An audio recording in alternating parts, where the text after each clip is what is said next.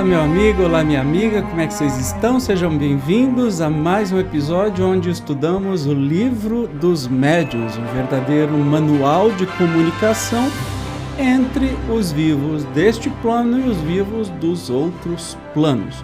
Nós estamos no capítulo 25 falando sobre evocação. Como é que a gente deve evocar os espíritos? Meu santo Deus, vocês não ligam não, aqui está com vento, aqui está batendo na janela e pode ser que fique algum ruído. Mas o importante é o estudo que a gente vai fazer. Pode ser que você não esteja ouvindo, mas eu aqui tá forte. Mas que bom, vento é coisa maravilhosa, a natureza. Hoje nós vamos falar sobre linguagem que se deve usar com os espíritos. Como é que a gente deve conversar com os espíritos, fazer essa evocação?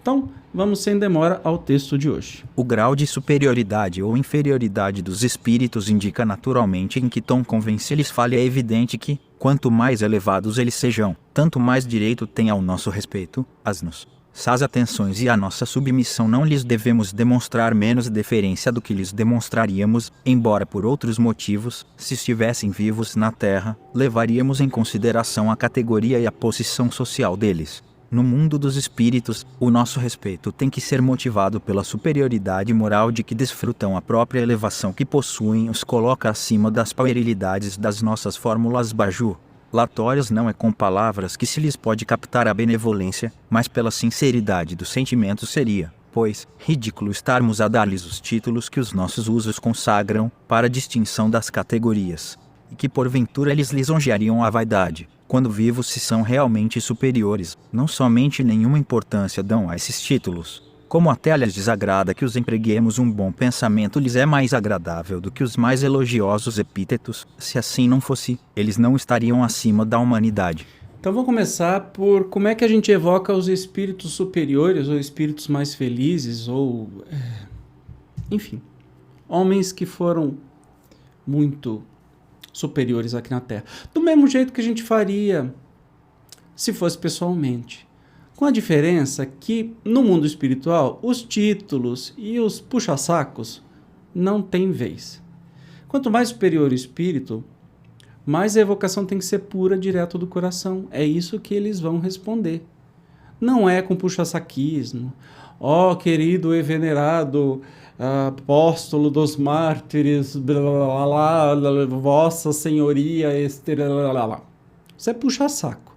Isso é o que geralmente, quando tem alguma inauguração de alguma obra pública, você vai ver esse tipo de linguagem puxa-saquística que os políticos têm uns para com os outros. Você tem que ter uma etiqueta que o político que está falando tem que cumprimentar todo mundo que estiver lá e que tenha algum cargo político. Então fica aqui meia hora de citação e falando efusivo, não é? No mundo espiritual não tem essas barbaridades, até mesmo porque no mundo espiritual o que vale é a pureza do coração. Portanto, não puxe o saco, não fique desperdiçando palavras. Tenha respeito, mas um respeito que vem do coração, para evocar espíritos superiores. A gente tem o respeito, o carinho e a admiração, mas não precisa puxar o saco deles, porque eles não vão dar bola para esse tipo de coisa, tá? Olha só que interessante este exemplo aqui, ó. O espírito de venerável eclesiástico, que foi na terra um príncipe da igreja, homem de bem, praticante da lei de Jesus, respondeu certa vez a alguém que o evocara dando-lhe o título de Monsenhor: deverias, ao menos, dizer, ex-Monsenhor. Porquanto aqui um só Senhor a Deus fica sabendo, muitos vejo que na terra se ajoelhavam na minha presença, diante dos quais hoje me inclino. Entendeu? Percebeu a importância?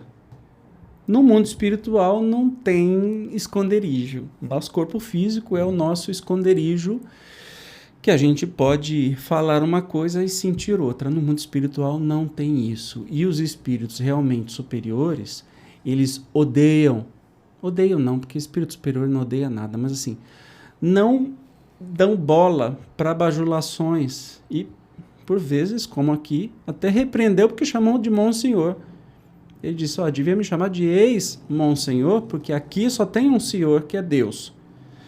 Tem muita gente que se ajoelhava para eu abençoar quando eu estava vivo, que hoje eu me ajoelho porque são espíritos mais puros e mais sábios do que eu. Olha que danado. Então, a gente tem que lembrar que para a comunicação espiritual, para as evocações, hipocrisia zero. Não esqueça disso. Quanto aos espíritos inferiores, o caráter que revelam nos traça a linguagem de que devemos usar para com eles. Aos que, embora inofensivos e até delicados, são levianos, ignorantes, estouvados, dar-lhes tratamento igual ao que dispensamos aos espíritos sérios, como fazem certas pessoas.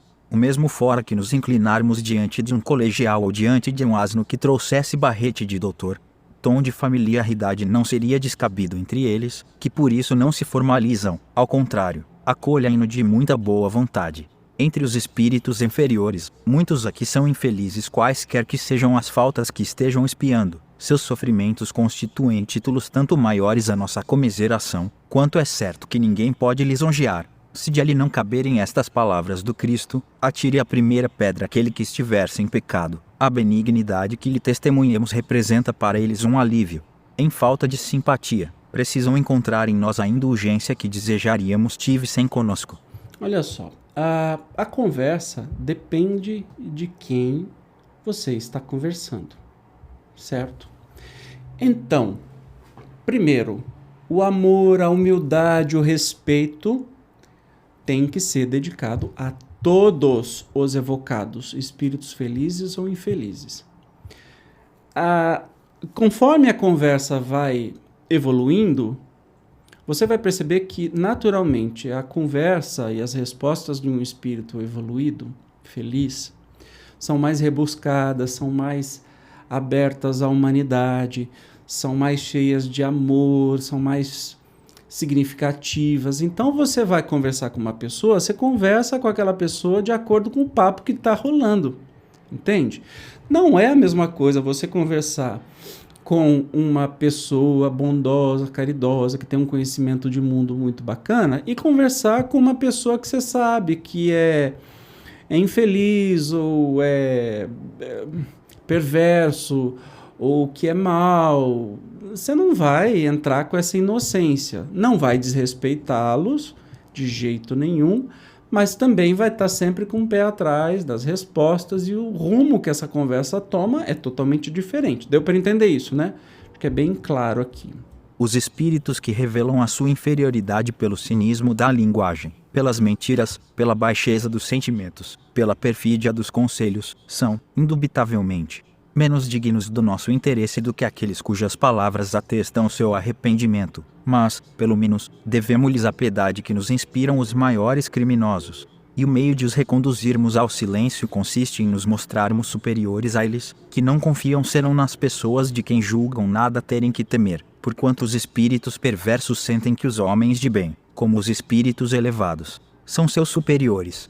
Em resumo, tão irreverente seria tratarmos de igual para igual os espíritos superiores, quanto ridículo seria dispensarmos a todos, sem exceção, a mesma deferência. Tenhamos veneração para os que a merecem, reconhecimento para os que nos protegem e nos assistem, e, para todos os demais, a benignidade de que talvez um dia venhamos a necessitar penetrando no mundo incorpóreo. Aprendemos a conhecer-lo. Esse conhecimento nos deve guiar em nossas relações com os que o habitam.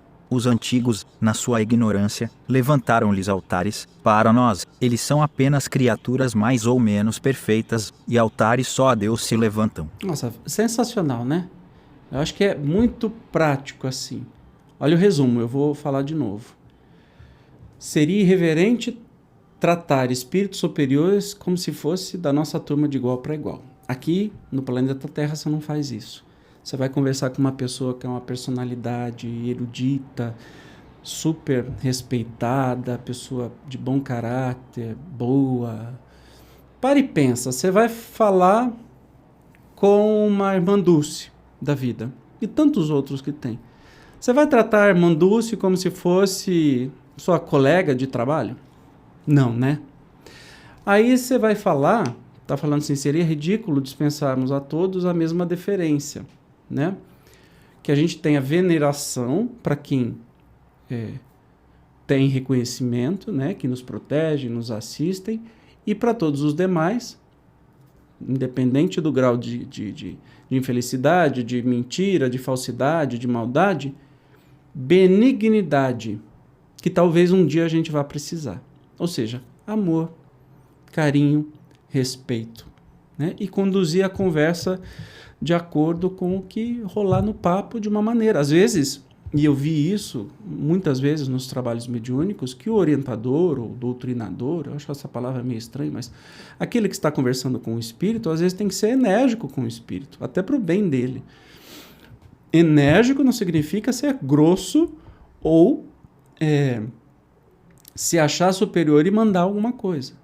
Não, amorosamente, você pode ser enérgico, como você pode ser enérgico com seu filho, sua filha que fez alguma coisa, entende? Não significa que você não ame, mas o que vai depender é a intenção do seu coração, é a amorosidade que você traz. Isso o espírito vai respeitar se ele for inferior, infeliz, porque ele vai enxergar em você alguém como com autoridade divina. Não porque você se acha, porque se você se achar superior, já está tudo errado. Você não vai ser superior, não vai dar em nada isso. Não porque você acha, muito pelo contrário, porque você se acha igual àquele espírito que você está conversando, tão merecedor de perdão e de amor quanto ele, e aí sim você vai ter autoridade para ter as respostas que precisa ou deseja. Tá bem? No próximo episódio, nós vamos falar sobre a utilidade das evocações particulares. Para que a gente evoca os espíritos? Eu te espero como sempre. Até lá. Tchau.